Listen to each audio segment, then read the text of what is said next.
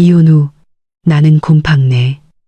나는 반지하 단칸방에서 살며 생활비를 벌기 위해 식당에서 밤늦게까지 일했다. 매일 밤 나는 내 몫의 음식을 덜어 다리 밑에 사는 한 노숙자 할머니께 가져다 드렸다. 어느 날 밤 내가 할머니에게 음식 상자를 건네려 할 때 할머니는 갑자기 내 손목을 잡고 속삭였다. 이 도시에서 진심으로 나를 대한 사람은 자네뿐이었어. 오늘 밤은 절대로 집에 돌아가지 말게. 근처 호텔에서 자. 이유는 내일 설명하고 자네에게 보여줄 것이 있네. 나는 할머니의 갑작스러운 행동에 너무나 놀랐다. 그날 밤 도시의 공기는 평소보다 유난히 차가웠고 마치 아직 닿지 않은 흉흉한 소식을 품고 있는 듯했다. 주인공 미나는 일하던 식당 주방에서 마지막 접시 더미를 막 다 씻은 참이었다. 비눗물에 오랫동안 불어 쭈글쭈글해진 손이 쑤시고 뻣뻣했다.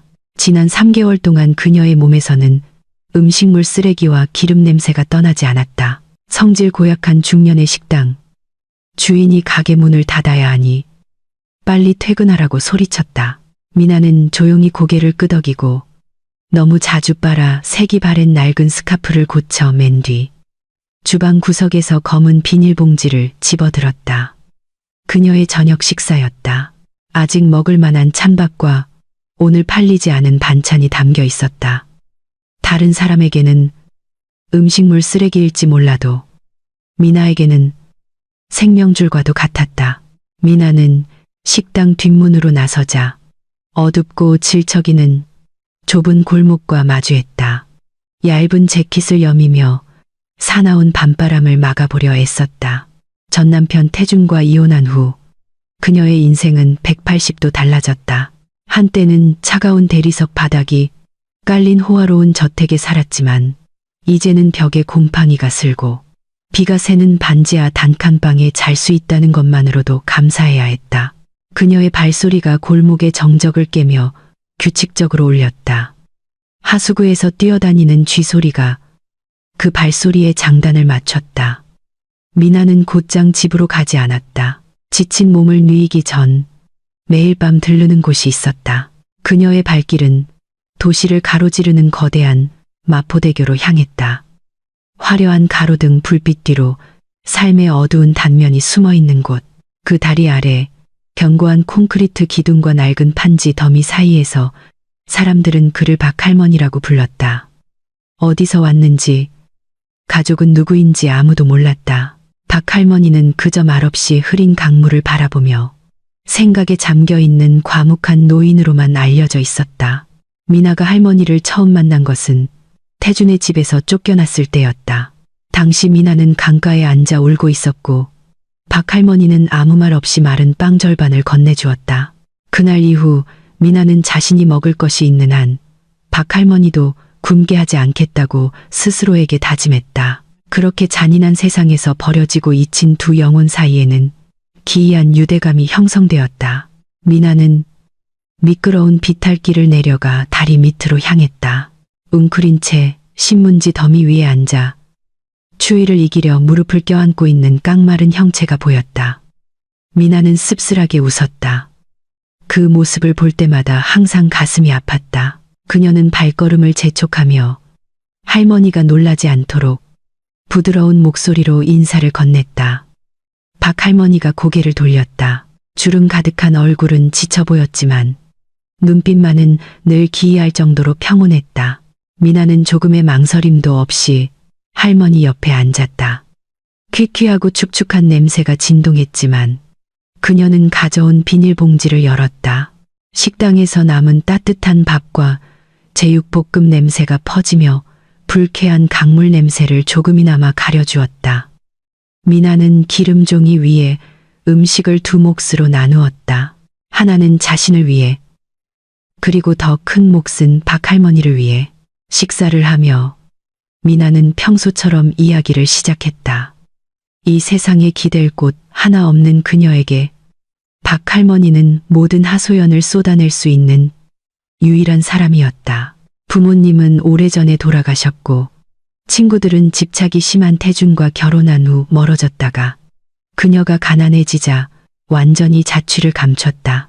미나는 10시간 동안 쉬지 않고 서 있어서 퉁퉁 부은 다리에 대해, 테이블을 늦게 치웠다는 이유로 소리 지르던 손님에 대해, 그리고 여전히 자신을 괴롭히는 과거의 그림자에 대해 이야기했다. 태준이 창피한 여자라고 소리치며 그녀의 옷가방을 집 밖으로 내던졌을 때의 고통을 다시 떠올렸다. 태준은 단지 미나가 그의 사업상 모임에서 노출이 있는 옷을 입고 자신을 과시하는 것을 거부했다는 이유로 이혼을 요구했다. 태준에게 아내는 과시용 장신구였고 미나는 매력없고 구식인 장신구로 취급되었다. 미나는 이제 자신의 자리를 차지한 여자, 유라의 얼굴을 떠올리며 힘겹게 밥을 삼켰다. 유라는 태준이 원하던 모든 것을 갖춘 여자였다. 아름답고 세련되고 개방적이며 태준과 같은 사교계 출신이었다.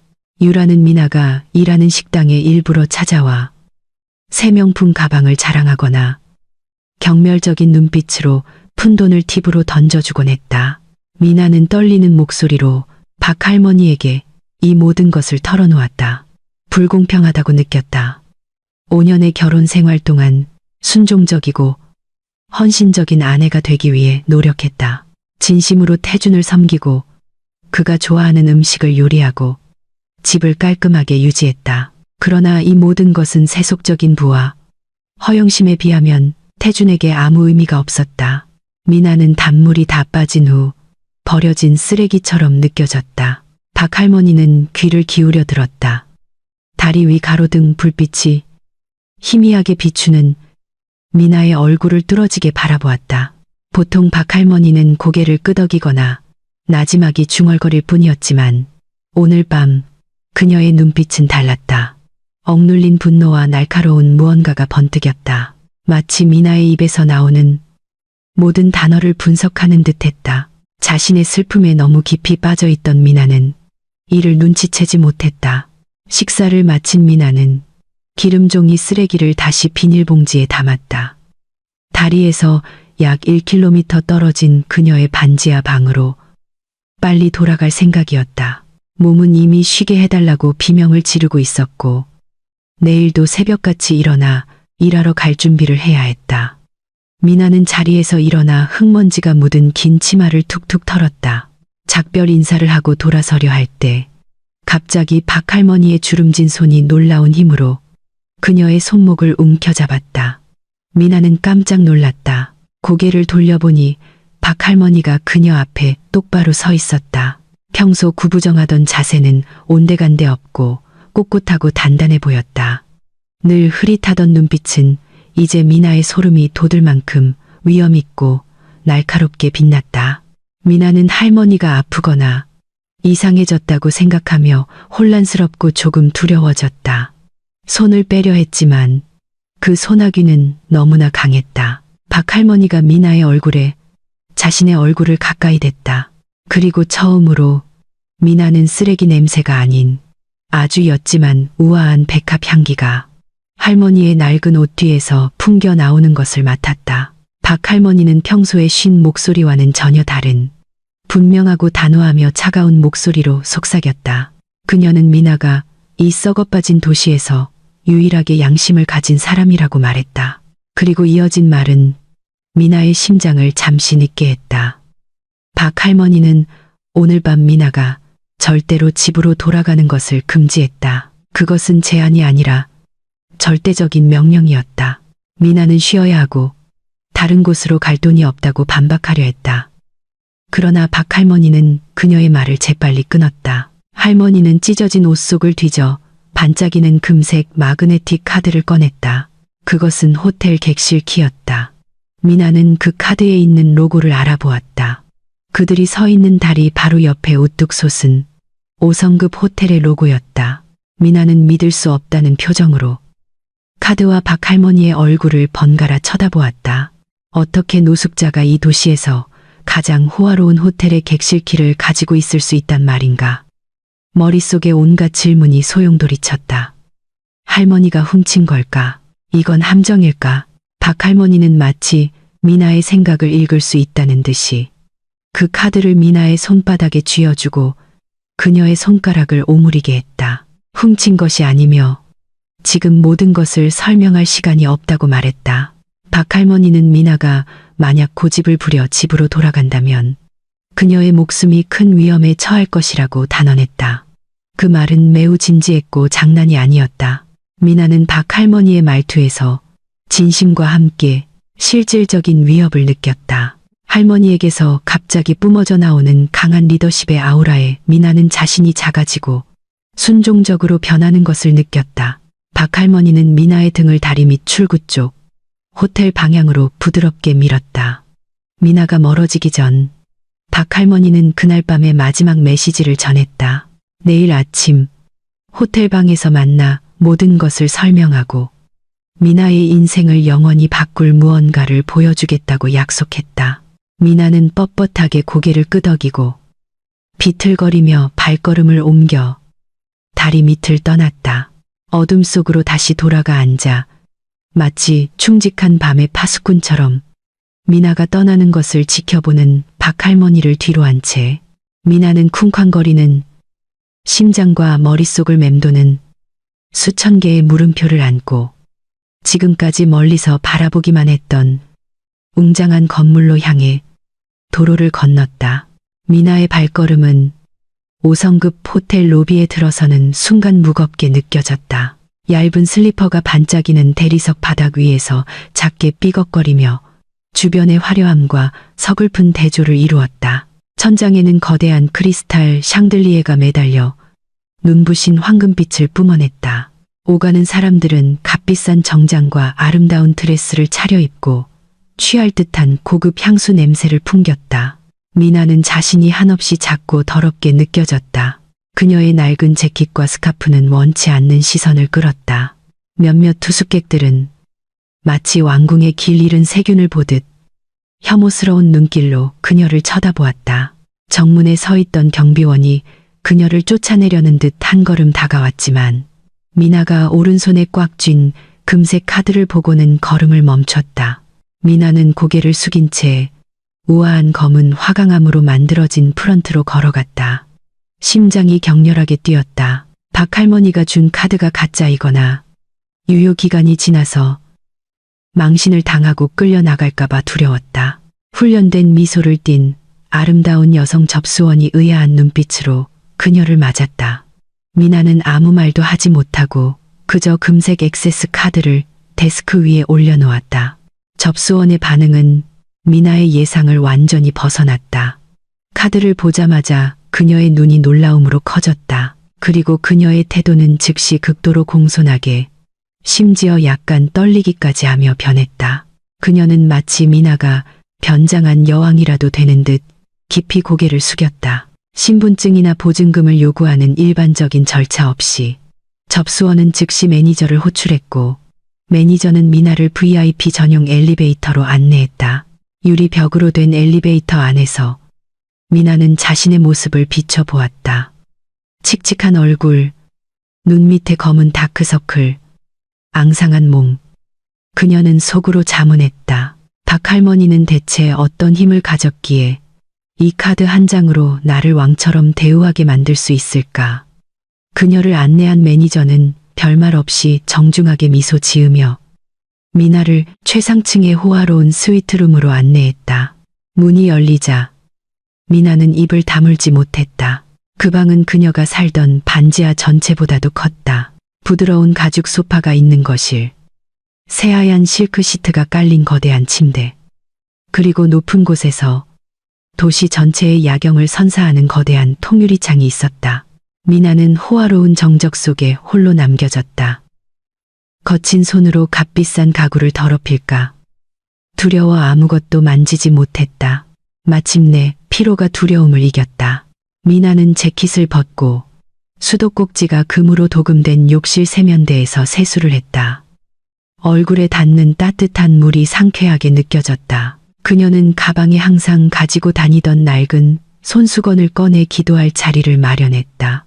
이 낯선 호화로움 속에서 기도만이 그녀를 차분하고 현실에 발붙이게 할 수 있었다. 길고 깊은 절을 하며 미나는 울음을 터뜨렸고 모든 혼란과 두려움을 신께 쏟아냈다.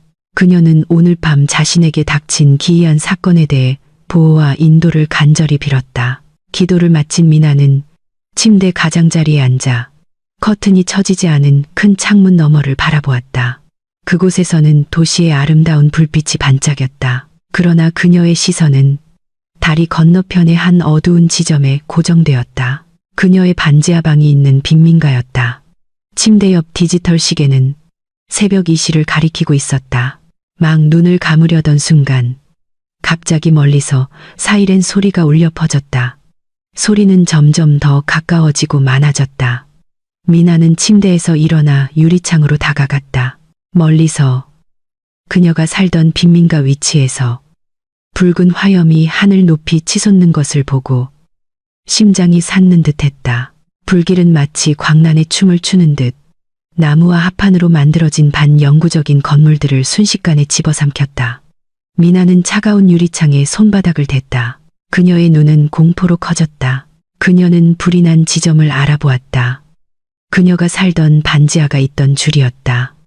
더 구체적으로 불길은 그녀의 방에서 시작되어 옆 건물로 번지는 것처럼 보였다. 미나의 몸이 심하게 떨렸다. 만약 평소처럼 오늘 밤 집에 돌아왔다면 지금쯤 그 안에 갇혀 잠든 채로 산채로 다 죽었을 것이다. 박 할머니의 말이 귓가에 다시 맴돌았다. 목숨이 위험하니 집에 돌아가지 말라는 단호한 경고. 그것은 노망난 노인의 헛소리가 아니었다. 박 할머니는 무언가 일어날 것을 알고 있었다. 미나는 그 노인의 명령을 따르지 않았다면 자신의 운명이 어땠을지 상상하며 메스꺼움을 느꼈다. 아래쪽 화재 현장 근처 도로에서는 소방차들이 도착하기 시작하며 맹렬한 불길을 향해 물을 뿌리고 있었다. 그러나 미나의 주인은 군중들로부터 약간 떨어진 꽤 어두운 곳에 주차된 검은색 고급 세단에 쏠렸다. 호텔 높이에서도 볼 수 있는 위치였다. 미나는 눈을 가늘게 뜨고 시선을 집중하려 애썼다. 그녀는 그 차를 아주 잘 알고 있었다. 그것은 전 남편 태준의 차였다. 미나는 예전에 그 차를 자주 세차했었다. 매일 아침 그녀는 차 옆에 한 남자가 서서 담배를 피우며 화재 현장을 차분히 바라보는 모습을 보았다. 거리는 멀었지만 미나는 그 남자의 자세에서 만족감을 느낄 수 있었다. 그건 태준이었다. 미나는 100% 확신했다. 태준이 새벽 2시에 그 빈민가에 있을 이유는 특별한 목적이 없다면 없었다. 순간 퍼즐 조각들이 미나의 머릿속에서 끔찍하게 맞춰졌다. 이 화재는 사고가 아니었다. 고의적인 방화였다. 태준이 자신을 죽이기 위해 집에 불을 질렀다. 그녀의 전 남편은 그녀의 죽음을 원했다. 미나는 자신도 모르게 눈물을 흘렸다. 슬픔 때문이 아니라 지독한 공포와 배신감 때문이었다. 태준이 자신을 미워한다는 것은 알았지만 살인까지 저지를 줄은 상상도 못했다. 태준은 아마도 미나가 여전히 태준이 미루고 있던 재산 분할을 요구할 것이라 생각했거나 아니면 유라가 같은 도시에 미나가 살아있다는 사실에 위협을 느꼈을 것이다. 이유가 무엇이든 태준은 오늘 밤 미나를 이 세상에서 없애기로 결정했다. 미나는 태준이 담배꽁초를 땅에 버리고 차에 타서 현장을 떠나는 것을 보았다. 불길이 여전히 타오르며 미나와 무고한 이웃들의 집을 파괴하는 현장을 뒤로한 채 미나의 다리에 힘이 풀렸다. 그녀는 두꺼운 카펫 바닥에 주저앉아 무릎을 껴안았다. 마치 자신의 죽음을 목격하는 것 같았다. 기술적으로 태준과 세상 사람들에게 그 반지하에 살던 미나는 오늘 밤 죽은 것으로 간주될 것이다. 그녀의 모든 물건, 옷, 그리고 추억이 담긴 사진들은 틀림없이 재가 되었을 것이다. 억압받던 가난한 이혼녀로서의 그녀의 옛 정체성은 그 집과 함께 불타버렸다. 고요한 이 호화로운 호텔 방 안에서 미나는 죽음과 재탄생을 동시에 느꼈다. 두려움은 서서히 다른 감정으로 더 차갑고 단단한 무언가로 변해갔다. 그녀는 자신의 목숨을 박 할머니에게 빚졌다는 것을 깨달았다. 그 노인이 아니었다면 미나는 내일 아침에 발견될 불에 탄 시신에 불과했을 것이다. 그날 밤 미나는 더 이상 잠을 이룰 수 없었다. 동쪽 하늘에서 해가 뜰 때까지 창가에 계속 앉아 피어오르는 연기를 바라보았다. 아침 햇살이 그녀의 창백한 얼굴을 서서히 비췄지만 이제 그녀의 눈은 새로운 결의로 빛나고 있었다. 그녀는 더 이상 다리 밑에서 울기만 하던 약하고 순종적인 미나가 아니었다. 오늘 밤 태준의 잔인함이 그녀의 순수함을 강제로 앗아갔다. 미나는 마음속으로 맹세했다. 나를 구해주신 신의 이름으로 태준과 유라의 죄를 그냥 넘어가지 않겠다. 박 할머니가 누구인지 왜 나를 도왔는지 알아낼 것이다. 신께서 나에게 두 번째 삶의 기회를 주셨다면 나 자신을 위한 정의를 세우는 데 사용할 것이다. 방문에서 노크 소리가 들리자 미나는 자리에서 일어났다. 깊은 숨을 들이쉬고 남은 눈물을 닦아낸 후 새로운 운명을 맞이할 준비를 하고 문을 열기 위해 똑바로 걸어갔다. 아침 햇살이 반쯤 열린 호텔방 창문 커튼을 뚫고 들어와 밤새 울어 여전히 부어있는 미나의 얼굴을 비췄다. 그 끔찍한 광경을 본 후 한숨도 자지 못했다. 그녀의 마음은 여전히 혼란스러웠고 살아남았다는 안도감과 태준의 잔인함에 대한 공포 사이를 오갔다. 문에서 들려오는 부드러운 노크 소리가 긴 상념에서 그녀를 깨웠다. 미나는 깜짝 놀라 심장이 빠르게 뛰었다. 잠시 망설였다. 나쁜 소식을 전하러 온 경찰일까? 아니면 자신의 소재를 파악한 태준의 하수인일까? 두려웠다. 그러나 부드러운 벨 소리가 다시 울렸다. 이어서 룸서비스라고 말하는 한 남자의 정중한 목소리가 들렸다. 미나는 어젯밤부터 입고 있던 옷을 정돈하고 조심스러운 발걸음으로 문으로 향했다. 열쇠 구멍으로 엿보니 깔끔한 유니폼을 입은 두 명의 직원이 은색 덮개로 덮인 음식 트롤리를 밀고 있었다. 미나는 천천히 문을 열었다. 두 직원은 정중하게 고개를 숙이고 별말 없이 안으로 들어왔다. 스위트룸 중앙의 식탁 위에 다양한 종류의 호화로운 아침 식사를 차리기 시작했다. 갓 구운 빵, 신선한 커피, 그리고 치즈 오믈렛 향기가 방안을 가득 채우자 미나의 배에서 조용히 꼬르륵 소리가 났다. 어젯밤 봉지 밥 외에는 아무것도 먹지 못했다는 사실을 상기시켜 주었다. 그러나 미나의 시선은 음식이 아닌 직원들 뒤로 천천히 걸어 들어오는 한 인물에게 쏠렸다. 엄청난 위험의 아우라를 풍기는 매우 우아한 노부인이 안으로 들어섰다. 그녀는 고급 실크로 만들어진 크림색 한복을 입고 있었고 최고급 소념색 비단 치마를 매치했다. 하얗게 센 머리는 금비녀 장식으로 단정하게 쪽을 찌고 있었다. 목에는 귀에 장식된 귀걸이와 어울리는 은은하게 빛나는 진주 목걸이가 걸려 있었다. 얼굴에는 옅은 화장을 하여 상쾌하고 위험 있어 보였고 노쇠한 기색은 전혀 없었다. 미나는 그 자리에 얼어붙어 이 고귀한 손님을 보며 낯설고 위축됨을 느꼈다. 이 여인이 VIP 손님의 상태를 확인하러 온 호텔의 고위 관리자나 소유주일 것이라고 생각했다. 미나는 자신의 초라한 모습에 부끄러워 고개를 숙였다. 정중하게 인사를 하려 했지만 혀가 굳어버렸다. 노부인은 직원들에게 나가라는 손짓을 했다. 문이 닫히고 넓은 방에 단둘이 남게 되자 노부인은 따뜻하게 미소 지었다. 그 미소는 미나의 마음에 매우 익숙하게 느껴졌다. 그 여인의 눈은 온화하면서도 날카로운 시선으로 미나를 바라보았다. 다리 밑 노숙자 할머니가 가졌던 것과 똑같은 눈빛이었다. 미나는 눈을 동그랗게 뜨고 놀라움에 손으로 입을 막았다. 그녀는 눈앞의 우아한 여인의 얼굴에서 남루하고 더러웠던 박 할머니의 얼굴의 흔적을 찾으려 애썼다. 그리고 그녀는 그것을 찾아냈다. 단호한 턱선과 턱 근처의 작은 점은 속일 수 없었다. 그 여인은 다가와 미나의 어깨를 부드럽게 잡았다. 그녀는 위험 있는 본래의 목소리로 미나에게 인사를 건네며 어젯밤 잘 잤는지 물었다. 미나는 아직도 말을 할 수 없었다. 그녀의 뇌는 눈앞의 극적인 변화를 처리하려 애썼다. 어떻게 매일 밤 자신과 함께 남은 밥을 먹던 노숙자 할머니가 지금 눈앞에 서 있는 귀족 부인일 수 있단 말인가. 박 할머니는 미나의 혼란을 보고 나지막이 웃으며 미나를 소파에 앉혔다. 그녀는 도자기 찻잔에 따뜻한 녹차를 따라 미나에게 건넸다. 그리고 박 할머니는 마치 잠자리 동화를 들려주듯 차분하게 모든 것을 설명하기 시작했다.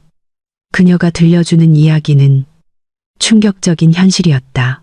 그녀는 자신을 박순자, 부동산, 호텔, 광업 분야에서 활동하는 거대 재벌, 태산그룹의 유일한 소유주라고 소개했다. 미나는 그 이름을 듣고 차를 마시다 거의 살에 들릴 뻔했다.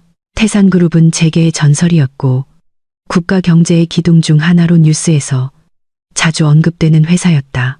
박순자 회장은 지난 1년간 인간의 진정성을 찾기 위해 도시 곳곳에서 일부러 노숙자로 변장해 왔다고 설명했다. 그녀는 자신에게 친자식이 없기 때문에 유산만을 노리는 위선자, 아첨꾼, 친척들에게 둘러싸여 있다고 느꼈다. 그녀는 어떤 보상도 바라지 않고 가난한 노인을 돌봐줄 사람이 아직 남아있는지 알고 싶었다. 그리고 다리 밑에서 몇 달간 변장하는 동안 꾸준히 찾아와 음식을 나누고 진심으로 그녀의 하소연을 들어준 사람은 미나뿐이었다. 미나 자신도 부족하게 살고 있었음에도 불구하고 말이다. 이어서 박순자 회장은 어젯밤 화재 사건에 대해 이야기했다. 그녀는 자신이 변장하는 동안 멀리서 항상 자신을 감시하는 개인 경호팀이 있다고 고백했다. 그 팀이 새벽에 2명의 수상한 남자가 미나의 반지하 주변에 휘발유를 뿌리는 것을 보고했다. 박 회장은 그것이 태준의 짓이라는 것을 알고 있었다. 그녀의 정보팀은 미나가 자신과 가까워지기 시작한 이후로 미나의 배경을 오랫동안 조사해왔다. 박 회장은 일부러 그 화재를 막지 않았지만 미나의 안전은 확보했다. 그녀는 태준이 자신의 계획이 성공했다고 믿게 하기 위해 집이 불타도록 내버려 둔 것이다. 그렇게 하면 태준은 안심하고 경계를 늦출 것이며 미나를 더 이상 자신의 새로운 삶의 걸림돌로 여기지 않을 것이었다. 이것은 전쟁 전략이야. 박 회장의 차가운 어조에 미나는 소름이 돋았다. 미나는 다시 눈물을 흘리며 들었다. 예상치 못한 모습으로 구원의 천사를 보내주신 신께 무한한 감사를 느꼈다. 그러나 동시에 위축되었다. 그녀는 박 회장님처럼 위대한 분이 왜 자신 같은 가난한 이혼녀를 구하기 위해 애쓰셨는지 물었다. 박 회장은 미나를 날카롭게 쳐다보고는 그들 앞 대리석 테이블 위에 두꺼운 서류 뭉치를 올려놓았다. 그녀는 단지 미나를 구하고 싶은 것이 아니라 미나의 지위를 높여주고 싶다고 말했다. 박 회장은 자신이 늙었고 친척들처럼 양의 탈을 쓴 늑대가 아닌 황금의 심장을 가진 후계자가 필요하다고 말했다. 그녀는 미나에게 자신의 양손녀가 되어 전 재산을 상속받으라고 제안했다. 단, 한 가지 주된 조건이 있었다. 미나는 더 이상 짓밟히지 않는 강한 여성으로 교육받을 준비가 되어 있어야 했다. 그리고 미나는 자신의 새로운 힘을 태준과 유라에게 교훈을 주는데 기꺼이 사용해야 했다. 그 제안은 백일몽처럼 들렸다. 미나는 떨리는 손으로 서류를 바라보았다. 거기에는 법적 입양 서류와 일부 회사 자산에 대한 전권 위임장이 적혀 있었다. 미나의 마음에 잠시 망설임이 스쳤다. 그녀는 악한 사람이 아니었다. 복수를 계획한 적도 없었다. 그러나 그녀의 집을 삼키던 불길의 이미지, 고급차 옆에서 만족스럽게 미소 짓던 태준의 얼굴, 그리고 그동안 받아온 유라의 굴욕이 그녀의 가슴에 새로운 불씨를 지폈다. 방치된 악은 새로운 악을 낳을 뿐이다. 태준은 거의 그녀를 죽일 뻔했고 증거 부족으로 법은 그를 건드리지 못할 수도 있었다. 미나는 이것이 신께서 자신을 위해 열어주신 길이라는 것을 깨달았다. 그녀는 박순자 회장의 눈을 깊이 들여다보며 그 안에 있는 희망과 확신을 보았다. 깊고 단호한 숨을 내쉬며 미나는 고개를 끄덕였다. 그녀는 그 제안을 받아들였다. 그녀는 약하고 울보였던 과거의 미나를 버리고 태준이 평생 후회하게 만들 새로운 인물로 다시 태어날 준비가 되었다. 도시 변두리 빈민가에서 발생한 대형 화재 소식은 지역 TV 아침 뉴스의 헤드라인을 장식했다. 카메라는 여전히 연기가 피어오르는 건물의 잔해를 비췄다. 수치로 변한 삶의 흔적들. 현장의 기자는 주민들이 깊이 잠든 한밤중에 불이 너무 빨리 번졌기 때문에 한반지하 방에 갇힌 희생자가 있을 것으로 추정된다고 보도했다. 미나의 이름이 아직 발견되지 않은 주민 중 한 명으로 언급되었고 그녀가 빠져나오는 것을 본 목격자가 없어 불에 타 숨졌을 가능성이 높다고 추정되었다. 고급 주택가의 한 호화로운 저택에서 태주는 감출 수 없는 환한 미소를 지으며 아침 식사를 즐기며 그 뉴스를 시청했다.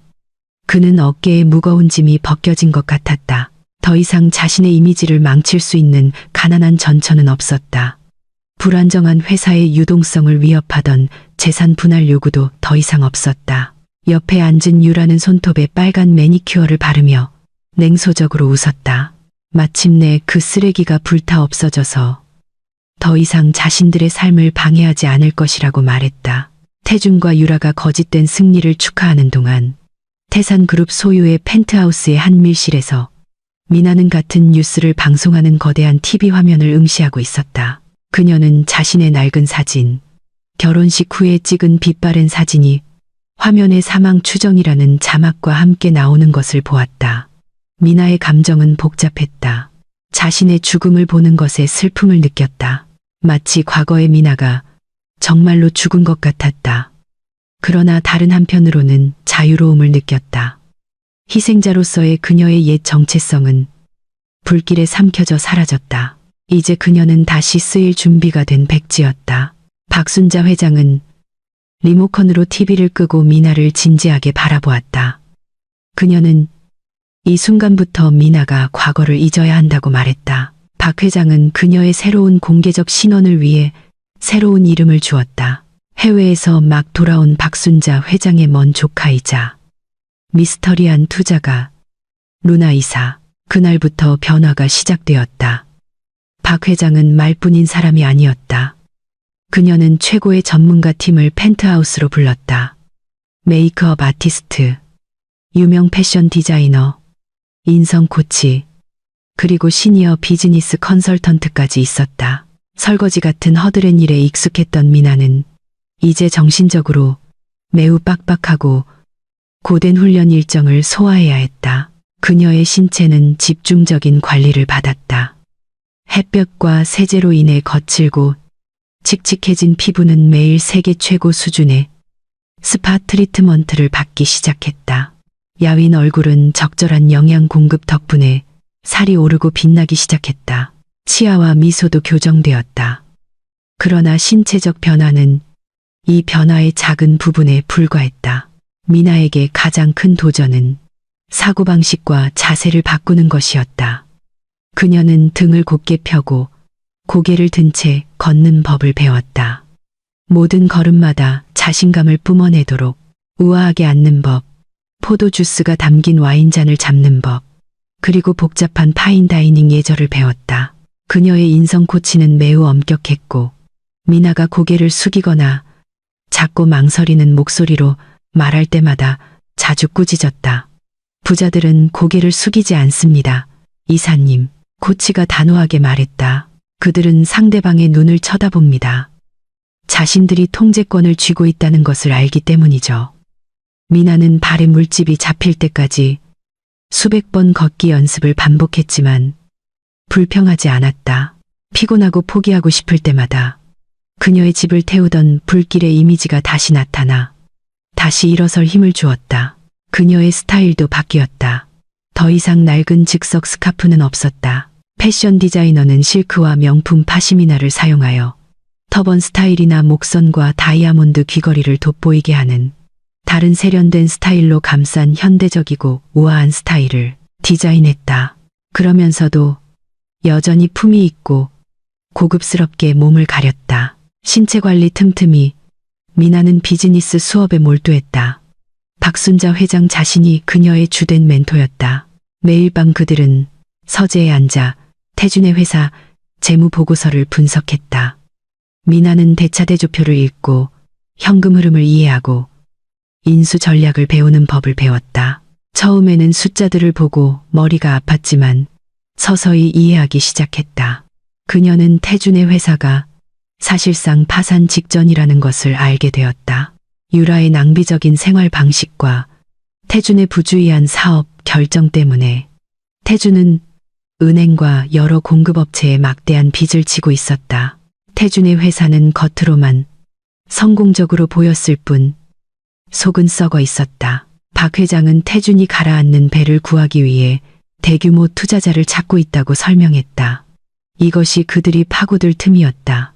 미나는 태준의 사업의 구원의 천사이자 사실상의 저승사자인 루나 이사가 되어야 했다. 미나는 빠르게 배웠다. 가난과 결혼 생활의 압박 때문에 억눌려 있던 그녀의 지성이 빛나기 시작했다. 그녀는 태준의 프로젝트, 그의 경영상의 약점, 그리고 이용할 수 있는 작은 스캔들까지 모든 세부 사항을 외웠다.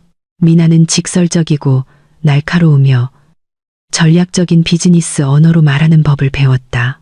그녀는 차갑고 위협적으로 들리도록 목소리 톤을 훈련했고 예전에 태준이 자주 놀리던 사투리나 시골스러운 말투를 없앴다. 그녀는 거울 앞에서 몇 시간씩 연습하며 자신의 그림자에게 말하고 상대방을 벌거벗고 두렵게 만들 수 있는 눈빛을 훈련했다. 2주가 지나고 미나의 새로운 정체성을 공개할 날이 왔다. 박순자 회장은 미나에게 드레스룸에서 준비하라고 말했다. 미나는 그녀의 몸을 완벽하게 감싸는 재단이 완벽한 짙은 검은색의 여성용 정장을 입었다. 그녀의 스카프는 짙은 금색 세틴으로 만들어져 단정하고 우아하게 감겨 있었다. 얼굴에는 대담한 립스틱으로 포인트를 준 메이크업이 그녀에게 단호한 인상을 주었다. 그녀는 눈의 일부를 가리기 위해 유명 브랜드의 오버사이즈 선글라스를 착용하여 신비로운 느낌을 더했다. 미나는 천장 높이의 큰 거울 앞에 섰다. 그녀는 자신을 마주보는 여성을 거의 알아보지 못했다. 거울 속의 여성은 설거지하던 미나가 아니었다. 그 여성은 강력하고 부유하며 위험해 보였다. 박 회장은 드레스룸으로 들어와 자신의 작품을 보고 만족스러운 미소를 지었다. 그녀는 미나에게 한정판 악어 가죽 핸드백을 건넸다. 박 회장은 오늘이 사냥의 첫날이라고 말했다. 태준의 비서가 방금 태산그룹 대표와의 미팅 신청 제안서를 보냈다. 박 회장은 미나가 직접 선택한 매우 구체적인 장소에서 내일 미팅이 이루어지도록 이미 준비해 두었다.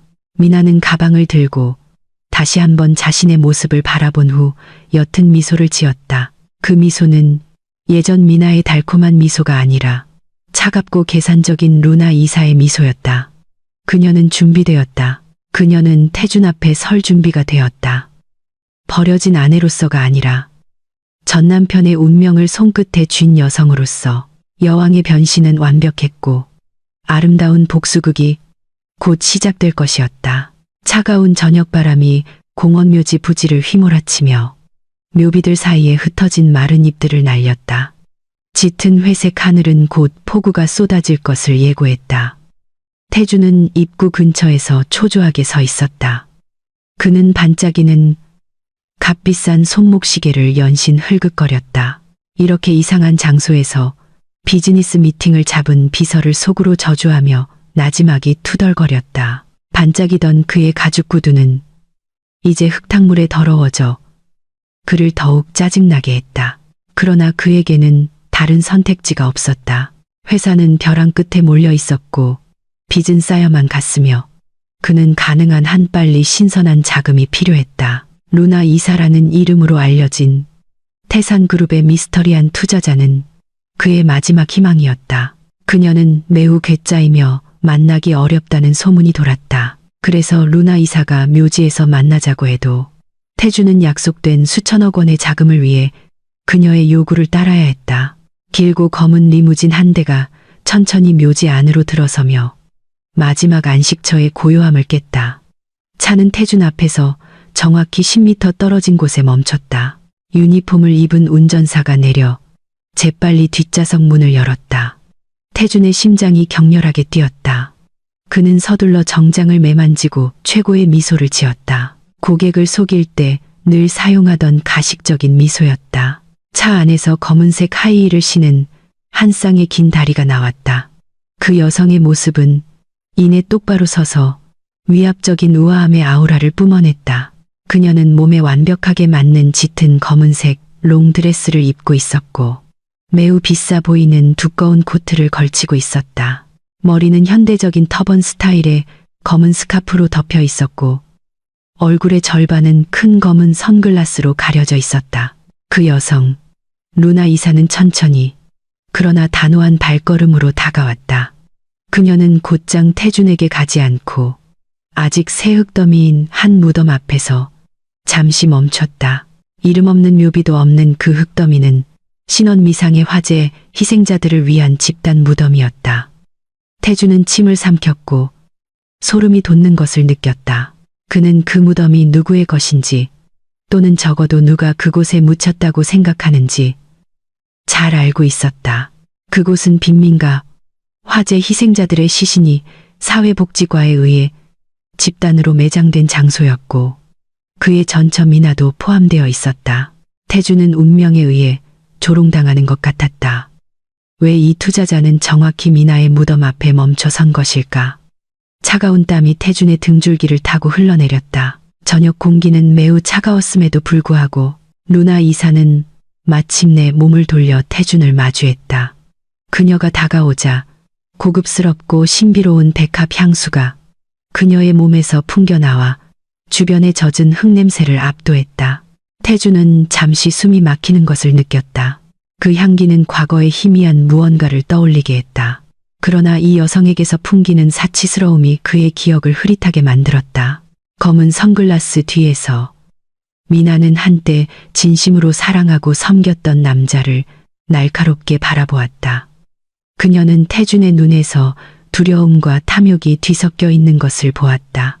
소리치고 그 남자의 얼굴을 때리고 싶은 충동이 일었지만 미나는 온 힘을 다해 자신을 억제했다. 그녀는 더 이상 울보 미나가 아니었다. 그녀는 차가운 비즈니스 우먼 루나 이사였다. 그녀는 반장갑 검은 가죽 장갑을 낀 손을 내밀어 악수를 청했다. 태준이 그 내민 손을 잡았을 때 그의 눈은 루나 이사의 약지에 고정되었다. 그곳에는 작고 낡아 보이는 보석이 박힌 단순한 금반지가 끼워져 있었는데 그녀가 착용한 다른 다이아몬드 주얼리와는 어울리지 않았다. 태준의 눈이 커졌다. 그는 그 반지를 아주 잘 알고 있었다. 그것은 미나와의 결혼 반지였다.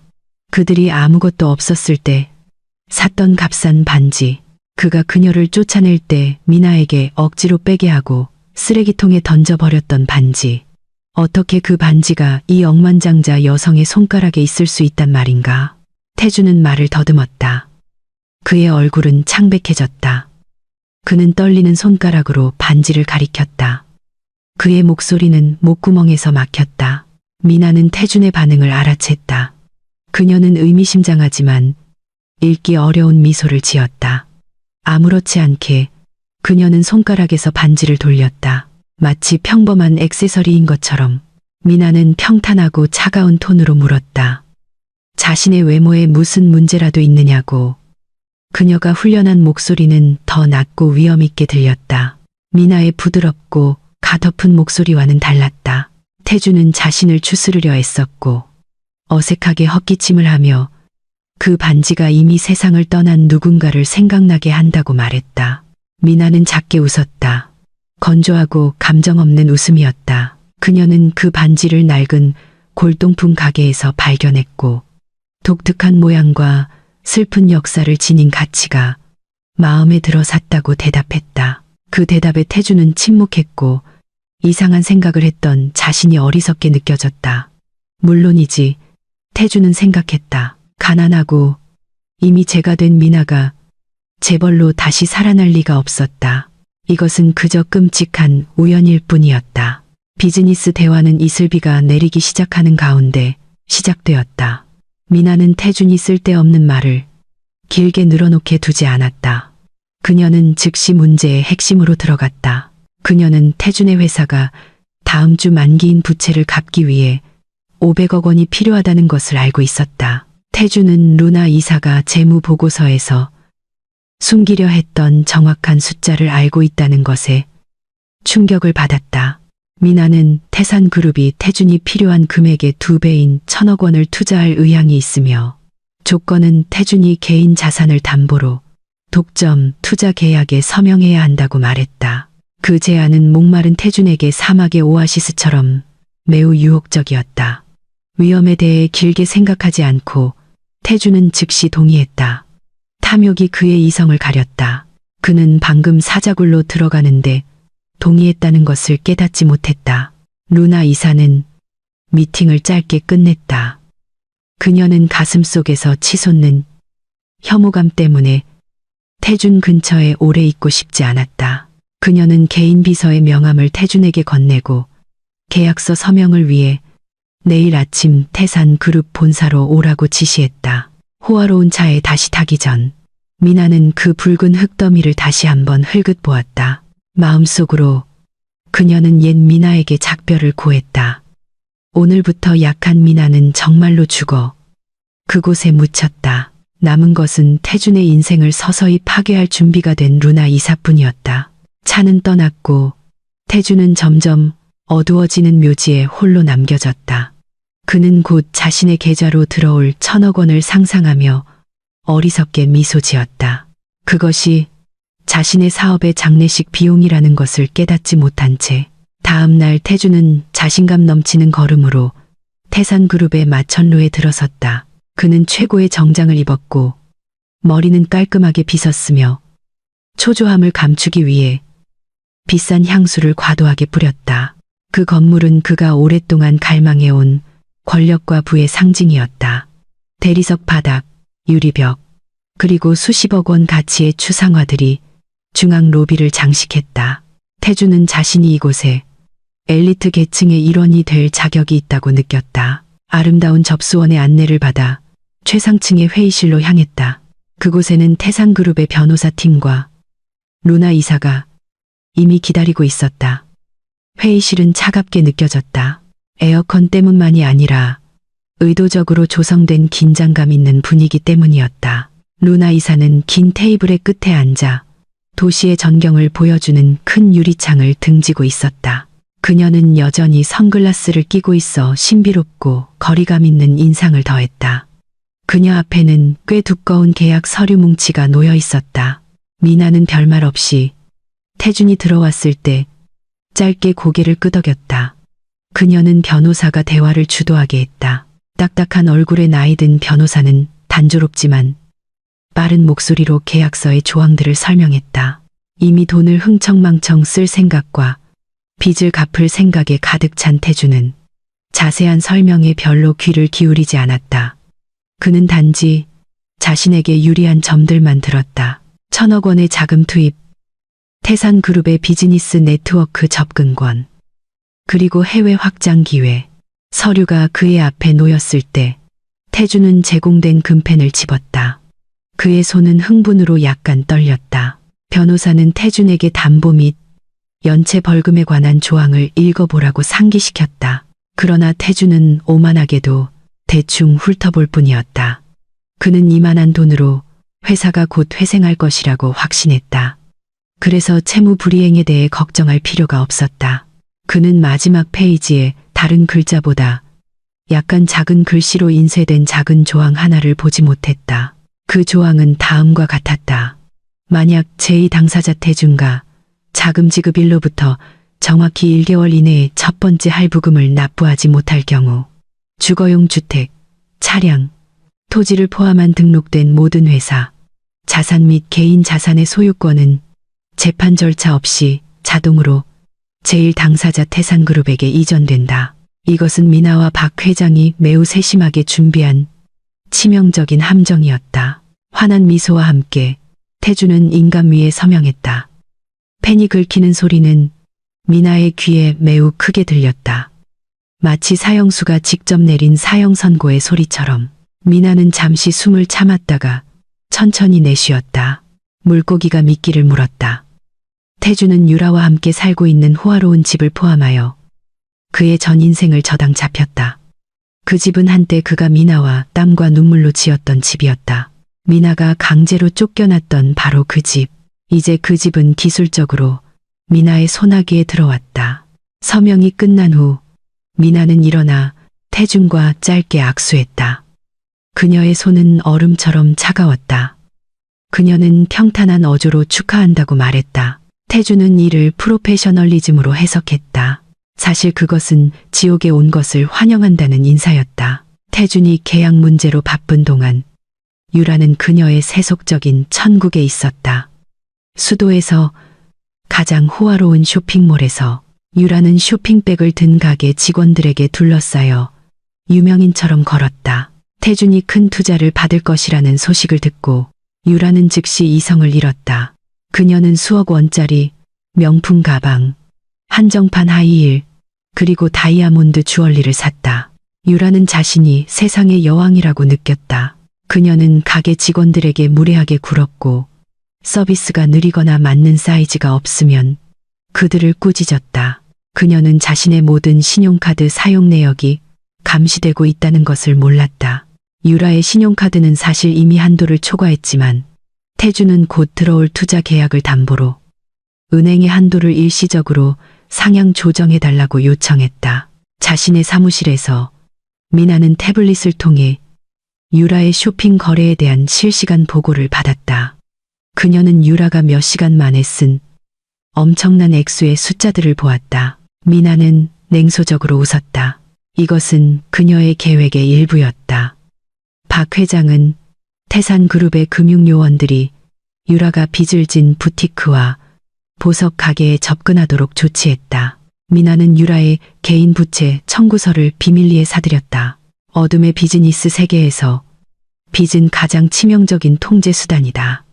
그 빚들을 사들임으로써 미나는 이제 유라의 운명을 직접적으로 통제하게 되었다.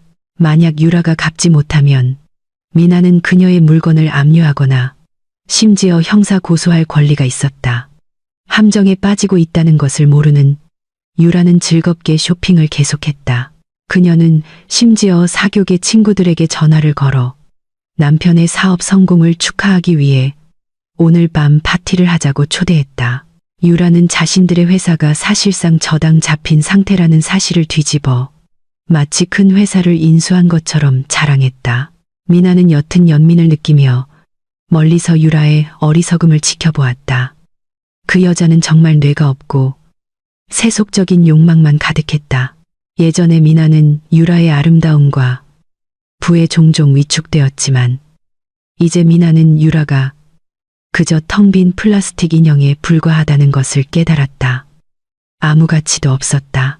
그날 오후 투자금의 첫 번째 할부금이 태준의 회사 계좌로 입금되었다. 수십억 원이 입금되었다는 알림에 태준은 사무실에서 환호성을 질렀다. 그는 즉시 그 돈의 일부를 쌓여있던 온라인 도박 빚을 갚는 데 송금했고 또 다른 일부는 유라의 생활 방식을 지원하는 데 썼다. 그가 구해야 했던 회사의 중요한 항목들은 무시했다. 태준은 남은 돈은 나중에 굴릴 수 있다고 생각했다. 태준의 부주의와 형편없는 재무 관리는 미나의 주요 무기였다. 미나는 태준의 이런 사고방식으로는 한 달도 안 되어 1,000억 원이 아무 성과 없이 사라질 것이라는 것을 알고 있었다. 그리고 만기일이 되었을 때 태준은 할부금을 갚을 돈이 한 푼도 없을 것이었다. 그때가 되면 미나가 모든 것을 청구하러 올 것이었다. 그날 밤 미나는 펜트하우스 발코니에 서서 멀리 있는 고급 주택가를 바라보았다. 그녀는 태준과 유라가 다른 사람들의 고통 위에서 웃고 떠드는 모습을 상상했다. 사실상 자신들의 목을 조르는 밧줄인 돈으로 거짓된 승리를 축하하는 모습을. 오늘 밤을 즐겨요. 태준 씨, 유라 씨. 미나가 반바람에 속삭였다. 맛있게 먹고 편안히 자요. 내일부터 당신들의 악몽이 시작될 테니까. 미나는 포도 주스 잔을 돌리며 그녀의 눈은 결의에 차 빛났다. 1단계 계획은 완벽하게 성공했다. 이제 2단계로 넘어갈 시간이었다. 그들을 재정적으로 파괴하기 전에 그들의 정신을 무너뜨릴 심리적 공포. 그 공포는 큰 폭발이 아닌 태준의 호화로운 집 안의 섬뜩한 정적으로 시작되었다. 계약서에 서명한 지 일주일 후 태준은 반쯤 취한 상태로 밤늦게 귀가했다. 그는 자신이 세상의 꼭대기에 있다고 느꼈고 회사 돈이 아직 많으며 모든 것을 통제할 수 있다고 확신했다. 큰 집은 조용했다. 가정부들은 이미 뒷건물에서 잠들었고 유라는 아마도 사교계 파티에서 아직 돌아오지 않았을 것이다. 태준은 비틀거리며 주 침실로 향하는 계단을 올랐다. 침실 문을 열자 차가운 공기가 즉시 그의 목덜미를 덮쳤다. 분명히 아침에 떠나기 전 에어컨을 껐던 기억이 났다. 태준은 전등 스위치를 더듬었지만 불이 켜지지 않았다. 그는 짜증스럽게 투덜거리며 전기 합선을 의심했다. 창문으로 들어오는 달빛의 도움으로 그는 침대로 걸어갔다. 그의 발걸음은 갑자기 멈췄다. 그의 베개 한가운데에 작은 나무 상자가 단정하게 놓여 있었다. 태준의 심장이 불규칙하게 뛰었다. 누가 감히 그의 침실에 들어와 그 물건을 거기에 놓았단 말인가. 상자는 낡고 오래되어 보였고 색이 바랜 티크 나무로 만들어졌다. 태준은 두려움을 이기고 호기심에 조심스럽게 다가갔다. 그는 천천히 상자를 열었다. 톡 쏘는 비린내가 즉시 그의 코를 찔렀고 메스꺼움을 유발했다. 상자 안에는 줄이 끊어진 낡은 나무 팔찌가 놓여 있었고 피처럼 보이는 끈적한 붉은 액체에 흠뻑 젖어 있었다. 태준은 그 팔찌를 알아보았다. 그것은 미나의 소중한 팔찌였다. 그녀가 항상 간직하던 어머니의 유품이었다. 태준은 미나를 쫓아내던 날 밤 그 팔찌를 빼앗아 집 앞 쓰레기통에 던져버렸던 것을 똑똑히 기억했다. 그가 TV를 볼 때 미나가 만지작거리는 소리가 거슬렸기 때문이었다. 태준은 몇 걸음 뒤로 물러섰고 그의 다리가 침대 옆 탁자에 부딪혀 그 위에 있던 꽃병이 떨어져 산산조각이 났다. 그의 숨이 가빠졌다. 어떻게 몇 달 전에 쓰레기통에 버려진 팔찌가 여기에 그의 침대 위에 다시 나타날 수 있단 말인가. 이렇게 끔찍한 상태로 붉은 액체는 아직 젖어 있는 것처럼 보였고 마치 방금 부어진 것 같았다. 태준의 마음은 즉시 화재 사건으로 향했다. 이것은 무덤에서 온 메시지인가? 미나의 원혼이 복수를 위해 떠도는 것인가? 태준은 욕실로 달려가 이것이 알코올로 인한 환각이기를 바라며 얼굴을 몇 번이고 씻었다. 그러나 그가 침실로 돌아왔을 때 상자는 여전히 거기에 있었고 조용히 그를 응시하고 있었다. 두려움이 태준의 정신을 잠식하기 시작했다.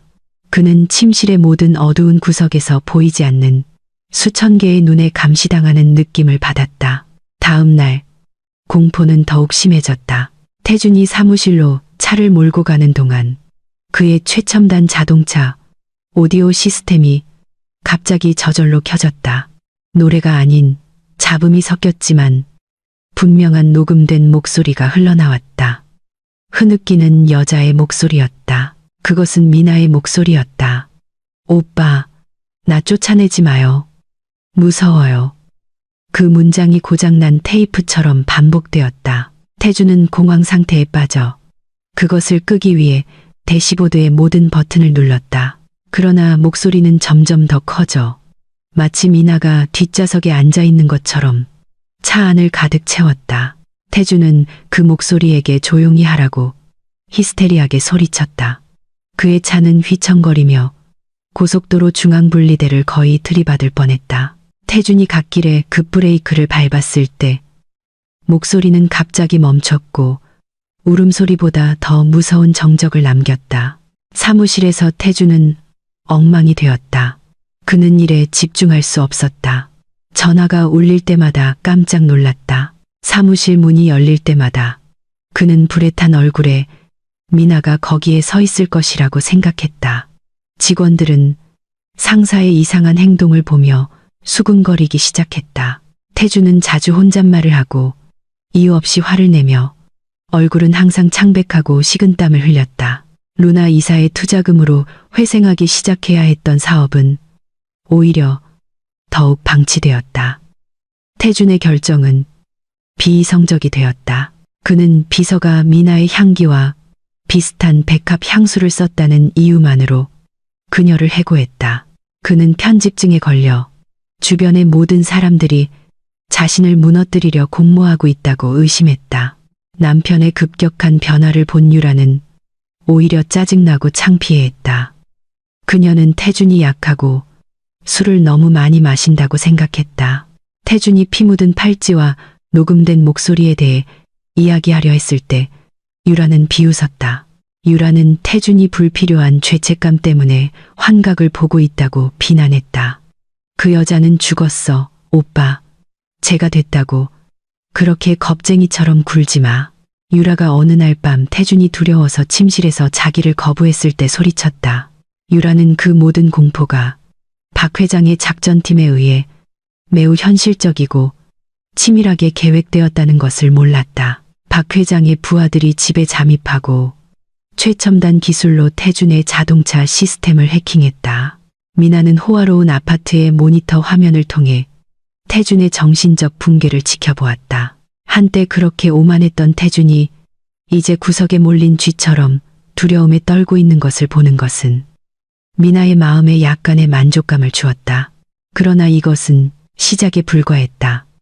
과거의 유령은 태준이 완전히 이성을 잃을 때까지 그를 괴롭히는 것을 멈추지 않을 것이었다.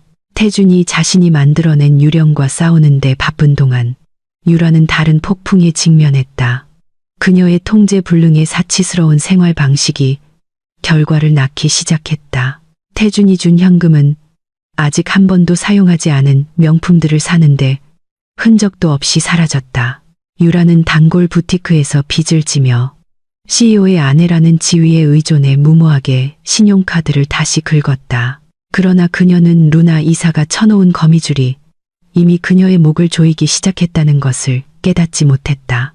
그날 아침 유라가 사교계 명사들이 자주 찾는 살롱에서 얼굴 관리를 받고 있을 때 검은 정장을 입은 건장한 두 남자가 살롱 안으로 들어왔다. 그들은 손님이 아니라 유라의 청구서가 이제 모여있는 태산그룹 소유의 금융회사에서 고용한 전문 채권 추심원들이었다. 채권 추심원들은 망설임 없이 얼굴에 마스크팩을 하고 있는 유라에게 다가갔다. 살롱의 모든 손님들이 들을 수 있는 큰 목소리로 그들은 오늘 만기인 20억 원의 빚 상환을 요구했다.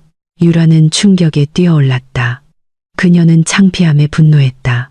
그녀는 남자들에게 소리치며 남편이 수조 원의 투자를 받은 부자이며 반드시 갚을 것이라고 말했다. 그러나 남자들은 차분하게 자산 압류 위임장을 보여주었다. 그들은 태준의 신용카드와 계좌가 회사의 첫 번째 할부금 채무 불이행 징후로 인해 일시적으로 동결되었다고 말했다. 유라는 창백해졌다. 그녀는 태준에게 전화를 걸려 했지만 남편의 휴대폰은 꺼져 있었다. 그 공황 상태 속에서 그곳에 있던 그녀의 사교계 친구들은 수군거리기 시작했고 그녀를 경멸적인 시선으로 쳐다보았다. 예전에 유라가 가난한 사람들에게 자주 보내던 바로 그 시선이었다. 소란을 피웠다는 이유로 살롱에서 쫓겨난 유라는 폭발적인 분노를 안고 집으로 돌아왔다. 집에서 그녀는 태준이 빈 시선으로 방구석에 앉아 술병을 들고 있는 것을 발견했다. 유라는 감정을 폭발시키며 돈 관리를 제대로 못하고 채권 추심원들에게 망신을 당하게 한 태준을 욕했다. 며칠간의 공포로 이미 정신이 불안정해진 태준은 유라에게 반격했다. 그는 이 모든 불행이 유라 탓이라고 비난했다. 네가 낭비해서 내 때문에 내가 이렇게 됐어. 네가 나를 부추겨서 미나를 미워하게 만들었잖아. 격렬한 싸움이 벌어졌다. 방 안에 귀중품들이 날아다니며 산산조각이 났다. 분노 속에서 태준은 결국 이렇게 귀신에 시달릴 줄 알았다면 미나의 집을 태운 것을 후회한다고 무심코 말했다. 유라는 그 고백을 듣고 침묵했다. 그녀는 태준이 사악하다는 것을 알았지만 남편이 정말로 방화범일 줄은 상상도 못했다. 태준 부부의 가정 불화와 부채 문제는 수도의 상류층 사이에 빠르게 퍼졌다. 그날 밤 최고 경영자들이 참석하는 권위 있는 자선 행사가 있었다. 유라는 남은 자존심을 걸고 그 행사에 참석하기로 결심했다. 그녀는 자신이 아직 중요한 인물이라는 것을 증명하고 싶었다. 그녀는 최고의 드레스와 아직 대금을 치르지 않은 다이아몬드 주얼리를 착용했다. 그러나 파티 분위기는 그녀에게 차갑게 느껴졌다. 그녀가 지나갈 때 사람들이 멀어졌다. 마치 가난이 전염병인 것처럼. 군중 속에서 유라는 그날 밤에 주목을 받는 인물을 보았다. 루나 이사. 그 신비로운 여성은 그녀와 대화하고 싶어 줄을 선 재벌들에게 둘러싸여 우아하게 서 있었다. 루나 이사는 시선을 사로잡는 젓갈색 드레스를 입고 있었고 부인할 수 없는 권력의 아우라를 뿜어냈다. 절망감을 느낀 유라는 남편이 루나 이사의 비즈니스 파트너라는 이유로 돈을 빌리거나 도움을 요청할 희망을 품고 루나 이사에게 다가가려 했다. 유라가 다가오자 루나 이사는 천천히 돌아섰다. 루나 이사의 손에는 짙은 붉은색 석류 주스 잔이 들려 있었다. 유라는 동정을 구하려는 듯 꾸며낸 애처로운 태도로 자신의 문제를 이야기하며 칭얼거리기 시작했다. 루나 이사는 세련된 검은 선글라스 뒤에서 무표정하게 들었다.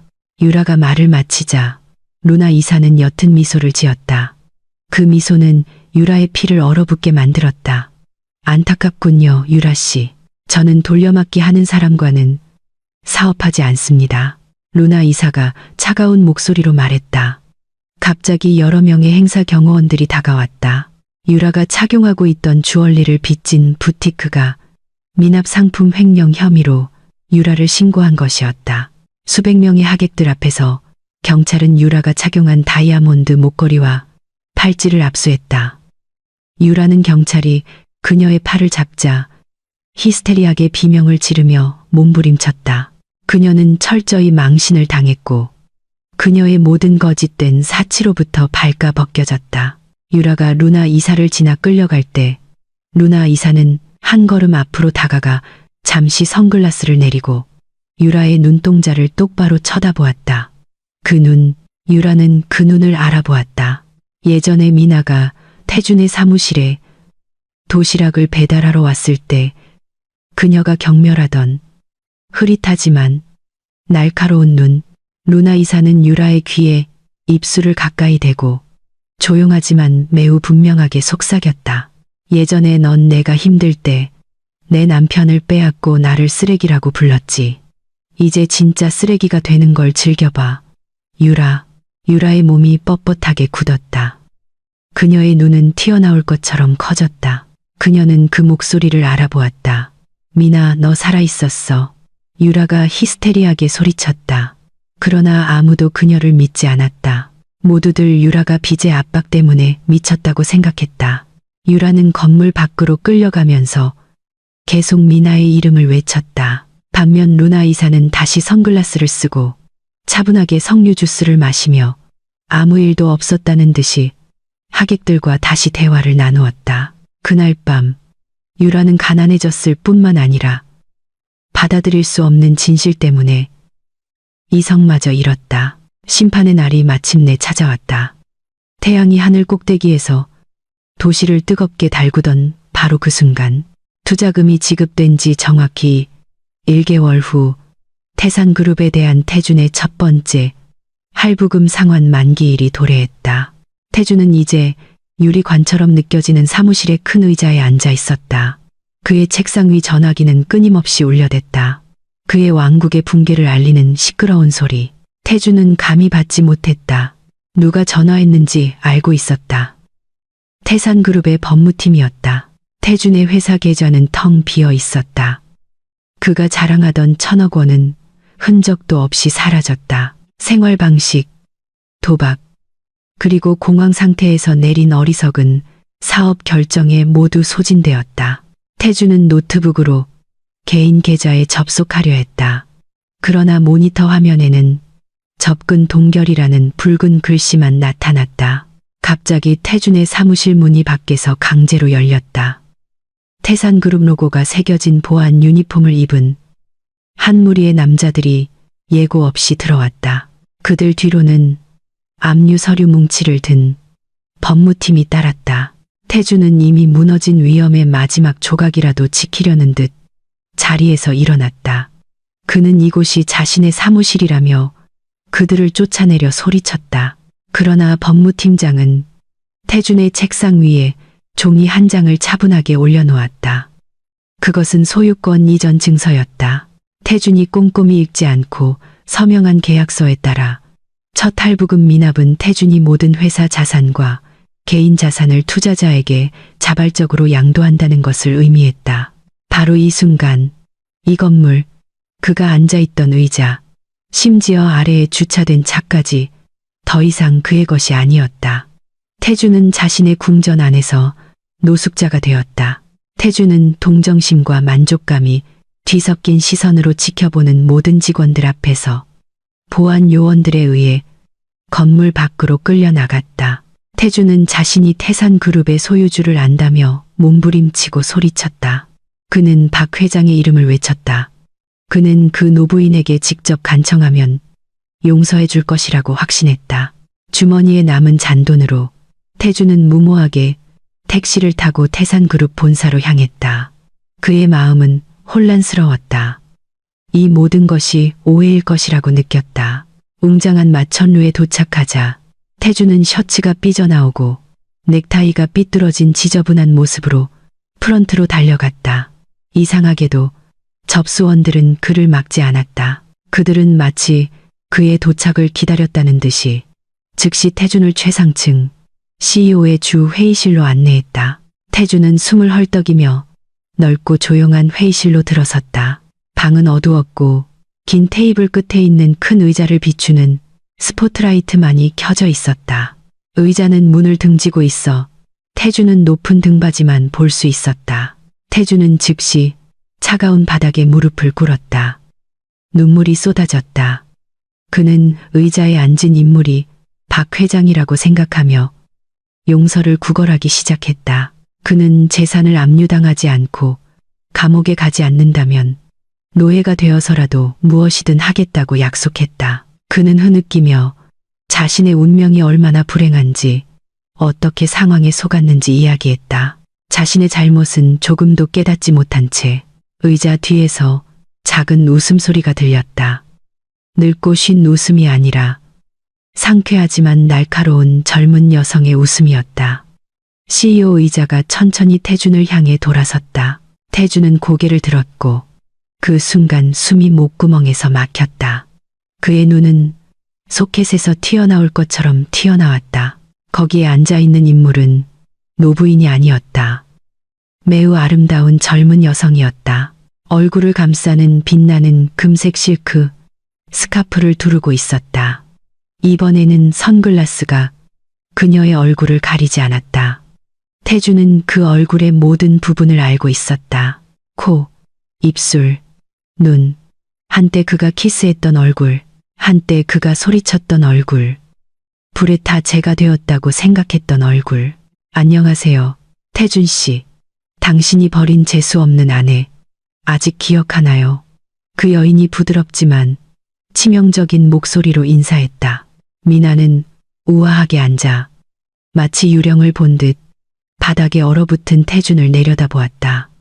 태준의 뇌는 합선되었다. 그는 눈앞의 현실을 처리할 수 없었다.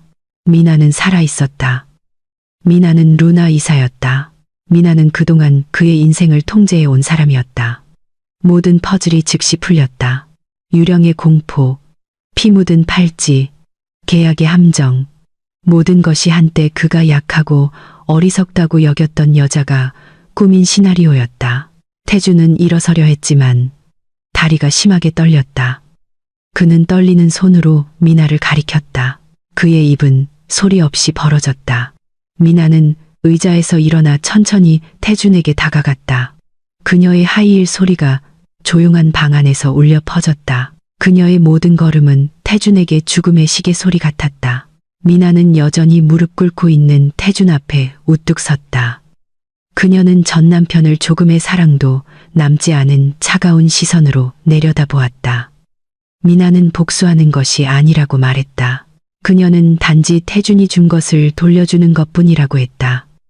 태준은 고통을 주었고, 그래서 그는 고통을 받았다.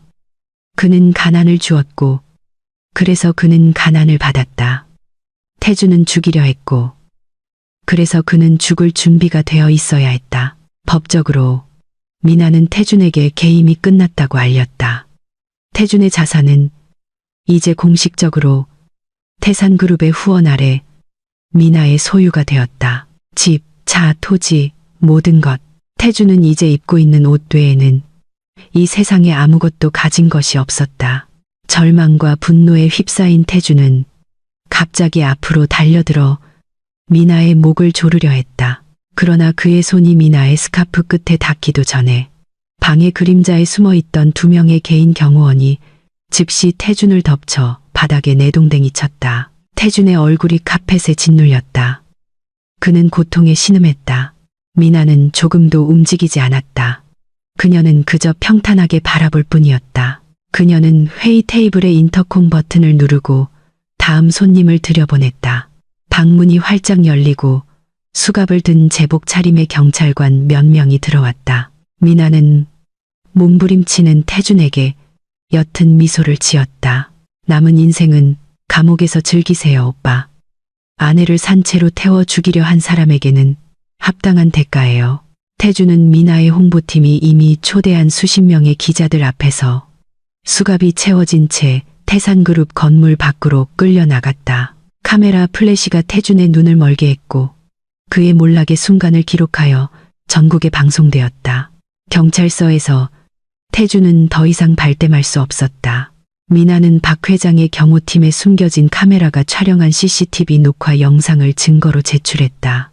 영상에는 태준의 부하들이 휘발유를 뿌리고 미나의 집에 불을 지르는 순간이 명확하게 담겨 있었다. 태준이 그 폭력배들에게 지불한 송금 증거도 추적되었다. 그렇게 강력한 증거와 함께 태준의 회사 감사에서 발견된 금융 사기 및 탈세에 대한 여러 혐의가 더해져 그 사악한 전 남편의 운명은 끝났다. 재판은 신속하게 진행되었다. 판사는 단호하게 망치를 내리쳤다. 살인 미수 및 중대기업 범죄 혐의로 무기징역. 태준은 판결을 듣고 법정에서 기절했다. 반면 앞줄 방문객석에 앉아있던 미나는 마음속으로 감사를 표했다. 그녀는 과도한 기쁨을 느끼지 않았다. 단지 엄청난 안도감을 느꼈을 뿐이다. 마침내 정의가 실현되었기 때문이다. 더 이상 그녀를 괴롭힐 두려움의 그림자는 없었다. 그녀 삶의 어두운 장은 정의의 자물쇠로 단단히 닫혔다. 한편 업보는 유라에게도 아이러니한 방식으로 작용했다. 가난해지고 미나에게 압류된 호화로운 집에서 쫓겨난 후 유라는 갈 곳이 없었다. 사교계 친구들은 그녀의 번호를 차단했고 빚쟁이 여자를 받아주려는 사람은 아무도 없었다. 시골에 계신 유라의 부모님도 퍼진 소문 때문에 부끄러워 그녀를 거부했다. 한때 천한 일을 경멸했던 유라는 이제 길거리에 나앉았다. 졸업장도 기술도 그리고 명품 횡령 범죄 기록도 없는 그녀를 고용하려는 회사는 없었다. 마침내 생계를 위해 유라는 길가에 있는 더러운 포장마차 식당에서 설거지 일을 하게 되었다. 정확히 미나가 예전에 하던 일과 똑같은 일이었다. 매일 밤 한때 명품만 만지던 유라의 손은 이제 값싼 세제와 더러운 물에 물집이 잡혔다. 그녀는 일이 느리다는 이유로 식당 주인에게 자주 욕을 먹었다. 어느 날 밤 테이블을 닦고 있던 유라는 식당의 TV 방송을 보았다. 화면에는 올해 가장 영감을 준 여성 기업가로 인터뷰를 하고 있는 우아한 모습의 미나가 보였다. 미나는 자신의 새로운 사회공헌 프로그램에 대해 이야기하며 빛나고 있었다. 유라는 눈물을 흘리며 화면을 응시하며 자신의 운명을 한탄했다. 그녀는 한 줌의 자갈을 위해 다이아몬드를 버렸다는 것을 깨달았다. 그 후에는 너무 늦게 찾아왔고 예전에 자신이 짓밟았던 여성의 성공을 볼 때마다 고통스럽게 그녀의 심장을 찔렀다. 몇 달 후 미나는 모든 것이 시작된 곳 다리 밑으로 돌아왔다. 그러나 이번에는 그 장소가 완전히 변해 있었다. 그녀의 부로 미나는 개인 섬이나 제트기를 사지 않았다. 그녀는 그 돈을 다리 밑에 빈민가를 재개발하는 데 사용했다. 그녀는 순자 쉼터를 지었는데 노숙자들을 위한 깨끗하고 살기 좋으며 인간적인 임시 주거 단지였다. 한때 칙칙했던 콘크리트 벽은 이제 다채로운 벽화로 칠해졌다. 매일 영양가 있는 음식을 무료로 제공하는 공동 주방, 무료 진료소, 그리고 주민들이 자립할 수 있도록 기술을 가르치는 훈련 공간이 있었다. 그날 오후 미나는 진짜 박 회장과 함께 쉼터의 작은 공원을 거닐었다.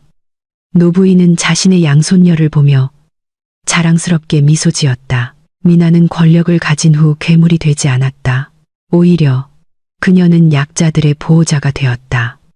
예전에 그녀가 박할머니를 보호했던 것처럼 그들은 공원 벤치에 앉았다.